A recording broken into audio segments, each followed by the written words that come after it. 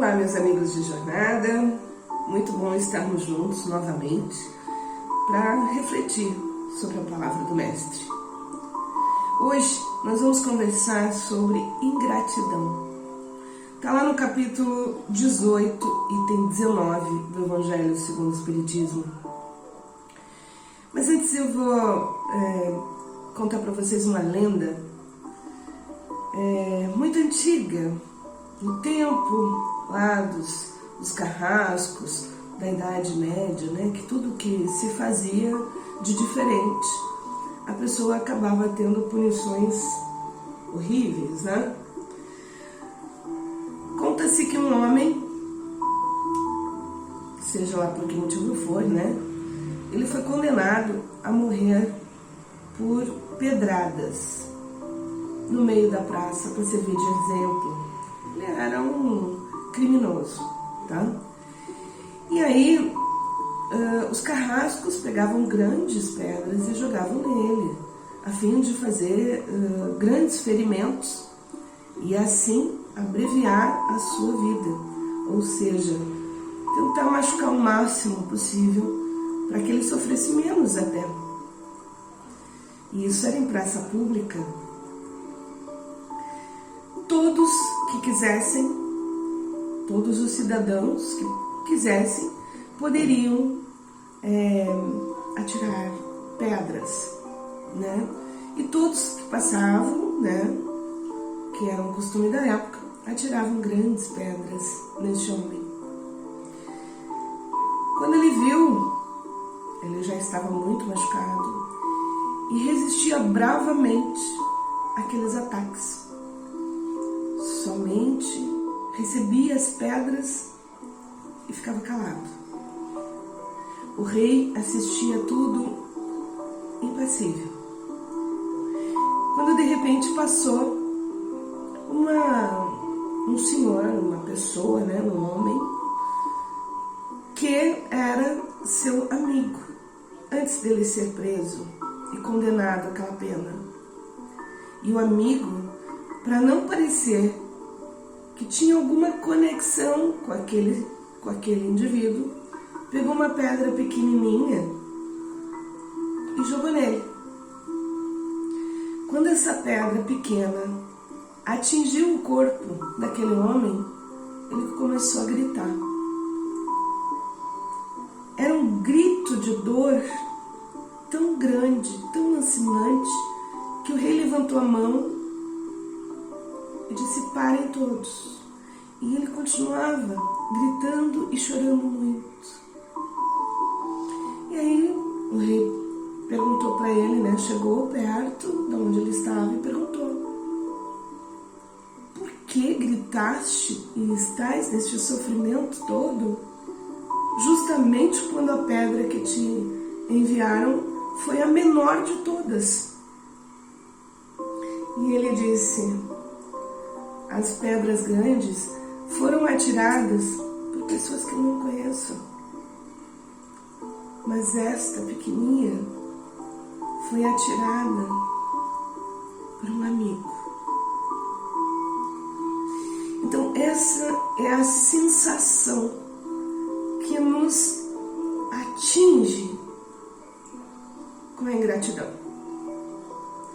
A ingratidão, ela só dói justamente porque ela nos fere através de um ser, de uma pessoa que a gente ama, que a gente depositou confiança, que a gente depositou os nossos melhores sentimentos em relação àquela pessoa.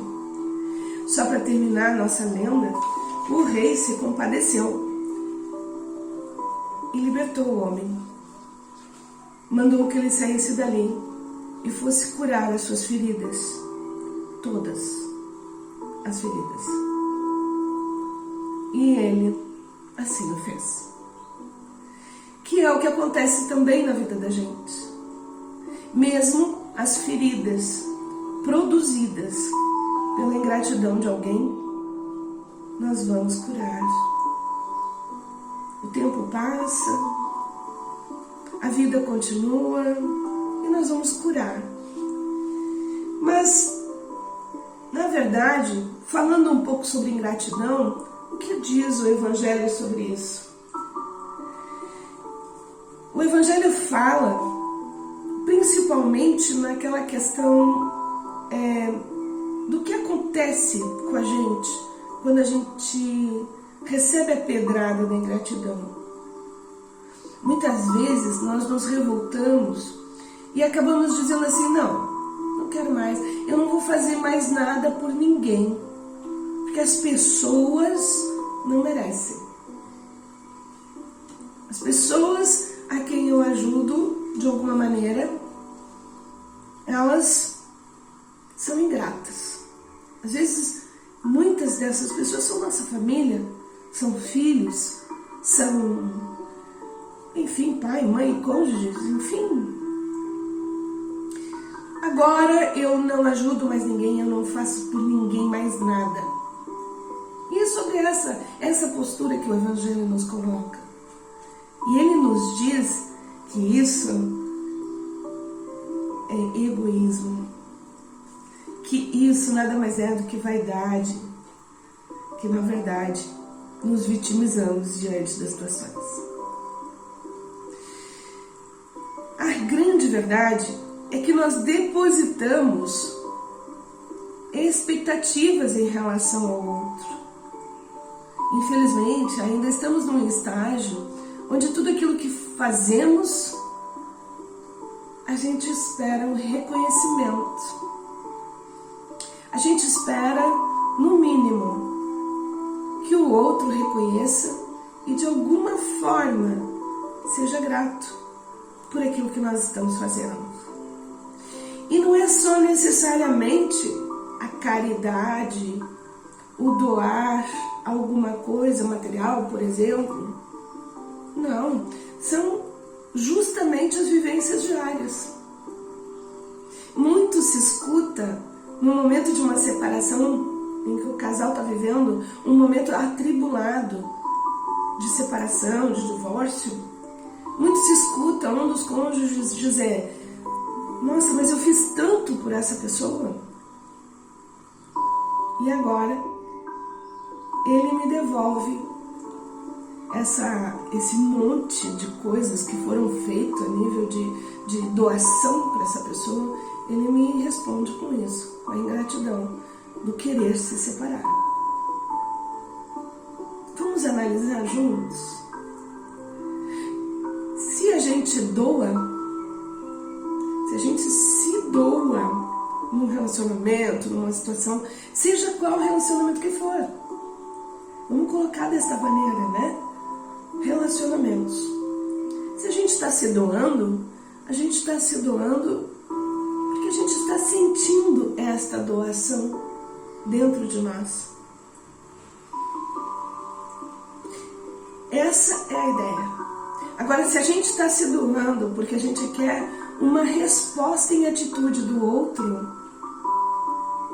que relacionamento estamos cultivando? Então, essa é a nossa proposta de reflexão de hoje, né? Fazer o bem é um objetivo da nossa vida. É um objetivo maior para nós mesmos. Fazer o bem sem esperar nada em troca é a proposta do Mestre Jesus. Seja lá em que situação for. Enfim, fazer o bem é exatamente o que vai nos levar ao caminho da nossa evolução moral. Esperar do outro que ele tenha uma reação ou uma atitude que a gente quer que ele tenha, não é fazer o bem. É fazer uma troca, é comercializar as nossas atitudes. Por último e por fim, observem o seguinte: ninguém gosta de ter um obsessor, correto? Pois é. Sabe o que o obsessor faz? Ele geralmente cobra uma ingratidão. ele vem dizendo justamente isso. Geralmente, o obsessor chega e diz e pede contas daquilo que o outro fez para ele, negativo. Pede contas daquilo onde ele entregou o seu bem maior, os seus sentimentos melhores e foi retribuído com ingratidão. Então pensemos que não sejamos obsessores encarnados, que não busquemos ser aquele açoite do outro para o outro em relação a atitudes que não foram tomadas. Pois eis que nós também somos ingratos muitas e muitas vezes e nem sequer nos damos conta. Então fica a mensagem que o bem é a única saída, é o único caminho.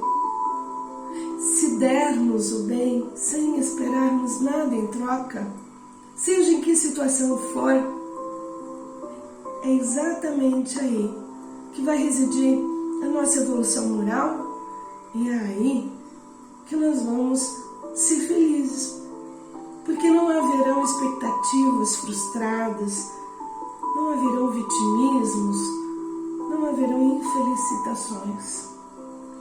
Sejamos felizes com a palavra do Mestre, sigamos no bem.